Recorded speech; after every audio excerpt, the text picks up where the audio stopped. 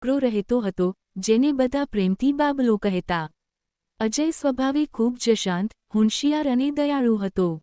તે હંમેશા બીજાને મદદ કરવા તૈયાર રહેતો. એક દિવસ અજય જંગલમાંથી પસાર થઈ રહ્યો હતો ત્યારે તેને એક આશ્ચર્યજનક વસ્તુ મળી. એક સુંદર, રંગબેરંગી પોપટ ઝાડ પર બેઠો હતો. પરંતુ આ કોઈ સાદો પોપટ નહોતો. તે માણસની જેમ સ્પષ્ટ બોલી શકતો હતો અને તેમાં જાદુઈ શક્તિ હતી.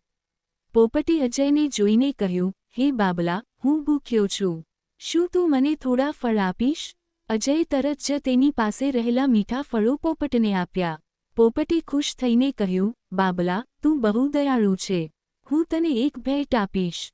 તું જ્યારે પણ મુશ્કેલીમાં હોઈશ અને મને મદદ માટે બોલાવીશ, ત્યારે હું તારી સામે હાજર થઈ જઈશ." આટલું કહીને પોપટ ગાયબ થઈ ગયો.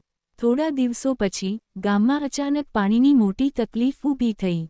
ગામનો એકમાત્ર કૂવો સુકાઈ ગયો હતો. બધા લોકો ચિંતિત હતા અને સમજતા નહોતા કે શું કરવું.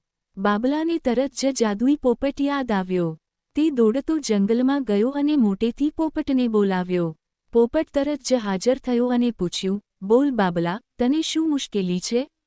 બાબલાએ આખી વાત કરી. પોપટે આંખો બંધ કરી અને થોડો સમય વિચાર્યો.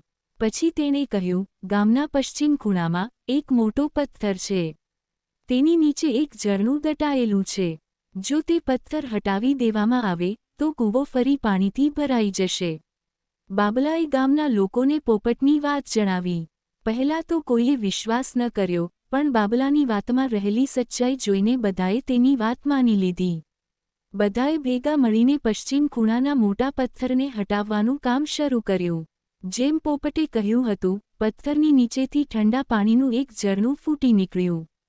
થોડી જ વારમાં ગામનો કૂવો ફરીથી પાણીથી છલકાઈ ગયો. ગામના લોકો ખૂબ જ ખુશ થયા. તેઓએ બાબલાનો ખૂબ આભાર માન્યો.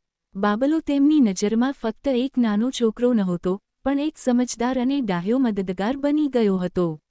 બાબલાએ પોપટનો આભાર માન્યો અને પોપટે તેને હંમેશા ડાહ્યો રહેવા અને બીજાની મદદ કરતા રહેવાનો ઉપદેશ આપ્યો.